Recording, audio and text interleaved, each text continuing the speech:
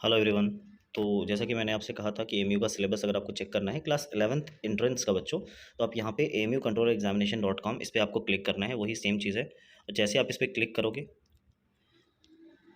One second, जैसे आप इस पर क्लिक करोगे तो आपके सामने कुछ ऐसा पेज ओपन होकर आएगा। और उसमें सबसे लेफ्ट साइड में देखो लिखा हुआ है syllabus of the admission test. आपको इस syllabus of the admission test पे क्लिक करना है। ये जो एरो आपको दिख रहा होगा, इस पर जैसे ही क्लिक करोगे तो आपके सामने बहुत सारे कोर्सेज़ के बारे में नीचे जो सिलेबस है वो गिवन होगा। आपको सिर्फ किस पे जाना है, तो आपको नीचे जाना है senior secondary school and diploma engineering, इस पे जाना है आपको, राइट। ये मैंने ब्लू ब्लू में दिख भी रहा होगा, आपको इस पर क्लिक करना है अगर आपको क्लास 11th में जो एंट्रेंस होने वाला है उसके फॉर्म के बारे में, नहीं उसके सिलेबस के बारे में जानना है। तो मैंने इस पर क्लिक किया। क्लिक करते देखो ये पॉपअप बन के आ रहा है 11th कॉमर्स, 11th साइंस या डिप्लोमा। तो अगर आपको 11th साइंस के लिए देखना है तो क्लिक कर दीजिए बीच वाले पे। क्लिक किया तो मेरे पास ना वो डाउनलोड होके आ जाएगा और मैं यहाँ पे क्लिक करके इसको ओपन कर लेता हूँ। अब यह हमारा डाउनलोड हो चुका है सिलेबस। अब सिलेबस आपको देख सकते हो, पहले भी आपने ये चीज़ देख रखा होगा। साइंस में 50 मार्क्स के क्वेश्चन होंगे, जिसमें फिजिक्स, केमिस्ट्री एंड बायोलॉजी तीनों में से पूछे जाएंगे और तीनों लगभग सेम मार्क्स के होते हैं और तीनों को मिला के 50 नंबर का साइंस पूछा जाएगा। मैथमेटिक्स में 30 होते हैं, मैथमेटिक्स में 30 मार्क्स के होते हैं। जनरल नॉलेज 10 नंबर का, इंडो इस्लामिक 10 नंबर का। अब उसका सिलेबस क्या है, उस सिलेबस को मैं आपको नीचे लेके चलता हूँ। तो सबसे पहले आते हैं फिजिक्स में, यानी कि साइंस में 3 पार्ट होते हैं, फिजिक्स, केमिस्ट्री एंड बायोलॉजी। तो फिजिक्स में सबसे पहले अगर मैं बात करूँ तो देखो इन्होंने स्टार्ट ही किया है मोशन से। मतलब क्लास 9th और 10th दोनों से पूछा जाएगा बच्चों। जैसे ये मोशन है, force and laws of motion है, ग्रेविटेशन है, वर्क एनर्जी है ना, फ्लोटेशन है, सबसे नीचे साउंड है आपका। तो ये सब क्लास 9th का टॉपिक है बच्चों। तो क्लास 9th के सारे टॉपिक्स पूछे जा रहे हैं, ठीक है। इफेक्ट ऑफ करंट, अब ये स्टार्ट होता है अपना क्लास 10th का। अब क्लास 10th में क्या क्या है बच्चों, देखो सबसे पहले इफेक्ट ऑफ करंट है। इसके अंदर जो मैग्नेट और इलेक्ट्रिसिटी वो दोनों आ जाएंगे। उसके बाद अपना मैग्नेट है, ये मैग्नेट के सारे हैं। नेचुरल फिनोमेना मतलब मिरर्स, रिफ्लेक्शन से रिलेटेड। उसके बाद रिफ्रैक्शन वाला चैप्टर आ गया। सोर्सेज ऑफ एनर्जी से कुछ क्वेश्चन आते हैं। तो ये सारे जो है वो क्लास 10th का सिलेबस है। लेकिन अगर मैं बात करूँ तो 60-40 का रेशियो लेके चलना आप लोग, यानी 60% जो है वो 10th से रहेगा और 40% जो है वो 9th से रहेगा, अगर क्वेश्चन नंबर ऑफ क्वेश्चन की बात करें तो। अब है केमिस्ट्री, केमिस्ट्री में भी ऐसे ही होगा, 9th और 10th दोनों से पूछे जाएंगे। केमिस्ट्री में जो 9th के जो चैप्टर्स हैं आपको एकदम बिल्कुल वो दिख रहा होगा साफ साफ। डेफिनेशन ऑफ मैटर जो आपने solid, liquid, gas, states of matter पढ़ा था। नेचर ऑफ मैटर्स में एलिमेंट्स, कंपाउंड और मिक्सचर के बारे में पढ़ा। चैप्टर 2 की बात जिसमें एनसीईआरटी चैप्टर 2 जो होमोजेनस हेटेरोजेनस मिक्सचर है ना, कोलाइड्स आपने पढ़ा होगा। पार्टिकल नेचर, बेसिक यूनिट्स उसके बारे में। मोल कॉन्सेप्ट चैप्टर 3 में आपका। स्ट्रक्चर ऑफ एटम चैप्टर 4 है, क्लास 9th का ये एनसीईआरटी का। अब आते हैं क्लास 10th। क्लास 10th में जनरली देखो यहाँ से स्टार्ट हो चुका है एसिड बेस, ठीक है। तो ये एसिड बेस तो क्लास 10th का सेकंड चैप्टर है ना। जैसे केमिकल रिएक्शन है आपका, एसिड बेस है, केमिकल रिएक्शन है, मेटल एंड नॉन मेटल है, कार्बन कंपाउंड है, some important chemical compounds like soap हो गया, क्लीनिजेशन ऑफ सोप हो गया, conservation of the natural resources.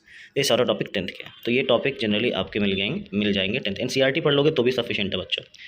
अब ये केमिस्ट्री के बारे में कुछ जनरल साइंस करके कुछ पूछा जाता है, वो आप पढ़ लीजिएगा। मैं डाल दूंगा इस लिंक को आपके डिस्क्रिप्शन बॉक्स में, वहाँ से। बायोलॉजी में देखो, बायोलॉजी में भी लाइफ प्रोसेस कंट्रोल कोऑर्डिनेशन। तो कंट्रोल कोऑर्डिनेशन है, रिप्रोडक्शन है, हेरिडिटी। इसमें ज़्यादातर जो है वो क्लास 10th से है। क्लास 9th से देखो क्या क्या है इसके अंदर। टिश्यूज़ हो सकते हैं, क्लास 9th। हाँ, यहाँ नीचे फूड है, सेल है, बेसिक यूनिट ऑफ लाइफ यानी सेल से। हाँ, टिश्यूज़ से, मतलब इसमें 9th से ज़्यादा कुछ पूछा नहीं जा रहा है। Transport of material like xylem, phloem, role of nutrition, water, food transport, excretion, ये सब पूछा जाएगा। अब बात करते हैं हम लोग मैथमेटिक्स। मैथमेटिक्स में आपको पता है बहुत सारी थोड़ा वास्ट सिलेबस है। 30 नंबर का आएगा ये अलग से, तो आपको जाहिर सी बात है तैयारी भी उसी लेवल की करनी पड़ेगी। रियल नंबर्स, अब रियल नंबर की पूरे एक्सप्लेनेशंस कहाँ कहाँ से पूछे जाएंगे इन्होंने सब लिख दिया है। तो आपको बिल्कुल भी भटकने की जरूरत नहीं है। आप यहीं से देख करके आप अपनी तैयारी को स्टार्ट कर सकते हो, क्योंकि जाहिर सी बात है किसी भी चीज़ को तैयार करने के लिए पहले उसके सिलेबस को जानना बहुत इंपॉर्टेंट होता है, राइट। तो इसलिए हमने आपको सिलेबस के लिए ही सबसे पहले स्टार्टिंग मैंने आपसे सोचा कि सिलेबस से ही स्टार्ट करूँ मैं अपनी इस जर्नी को, क्योंकि मैं आपकी हेल्प करने वाला हूँ एमयू एंट्रेंस के एग्जाम को क्रैक करने के लिए। मैं भी रह चुका हूँ एमयू का स्टूडेंट, तो इस हिसाब से मैं थोड़ा सा एक्सपीरियंस रखता हूँ, तो मैं सोचता हूँ अपनी एक्सपीरियंस आपसे शेयर करूँ। उसके बाद अलजेब्रा है। अलजेब्रा में पॉलिनोमियल्स, आपको पता है पॉलिनोमियल्स और बहुत सारे ऐसे टॉपिक्स हैं जैसे zeros of polynomial, relation between the zeros and coefficient of the polynomial. तो ये सारे जो टॉपिक्स हैं वो मैथ्स के हैं। Linear equation into variable, pair of linear equation into variable, quadratic equation, arithmetic progression, ये सब आपको 10th में मिलेगा। अब है कोऑर्डिनेट ज्योमेट्री, लाइंस है ना, introduction to Euclid geometry, line angle, triangle, ये सब है 10th में भी ये सब है ना, क्वाड्रिलेटरल। तो ये सारे टॉपिक्स आपके मैथ्स के हैं। स्टैटिस्टिक्स, प्रोबेबिलिटी, ट्रिग्नोमेट्री भी है, ओके। हाइट एंड डिस्टेंस से भी क्वेश्चन होंगे, आइडेंटिटी से भी क्वेश्चन होंगे, ओके। अब इंडो इस्लामिक एंड कल्चर की बात कर लेते हैं। इसमें ये सारे पार्ट्स होंगे। इसमें टोटल 3-4 सेक्शंस होंगे, 4-5 सेक्शंस होते हैं, जिसमें आपको दिख रहा होगा सेक्शन ए है अकायद एंड इबादत। यहाँ से क्वेश्चंस होंगे। उसके बाद है सीरत रसूल अकरम, यानी कि हज़रत सल्लल्लाहु अलैहि वसल्लम के बारे में जो चीज़ें, हमारे हुजूर के बारे में वो सारी चीज़ें, बर्थ, चाइल्डहुड, यूथ, ठीक है, ये सब पूछे जाएंगे आपसे। उसके बाद कुरान एंड हेल्थ के बारे, हदीस के बारे में रहेगा। मुस्लिम की हिस्ट्री, ठीक है, फेमस रूलर्स कौन कौन से थे, और Muslim culture in India, famous Sufis and ulama, इन्हें उनके बारे में थोड़ा बहुत रहेगा इसके बारे में। और फेमस मॉन्यूमेंट्स जो हैं, हिस्टोरिकल मॉन्यूमेंट्स, उनके बारे में रिलेटेड टू मुस्लिम वो पूछा जा सकता है। इसकी कुछ बुक्स हैं जो इन्होंने रेफ़र किया है, वो आप बुक भी रिकमेंड करके देख सकते हो।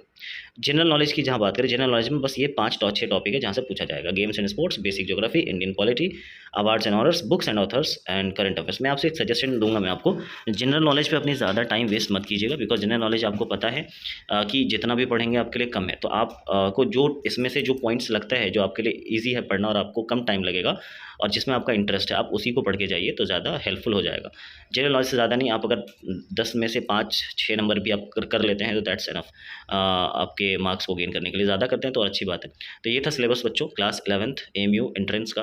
क्योंकि सिलेबस को जानना इसलिए ज़रूरी है बिकॉज किसी भी एंट्रेंस को क्रैक करने के लिए सिलेबस को जानना बहुत ज़्यादा इंपॉर्टेंट होता है। अब आपको मैं एक चीज़ बताऊँगा कि आपको क्या करना है। सबसे पहले एक प्रीवियस ईयर क्वेश्चंस लगाना है।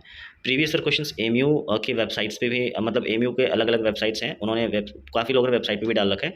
और अगर नहीं मिले तो मैं आपको अगले वीडियो में ही प्रीवियस ईयर क्वेश्चंस भी डाल दूंगा।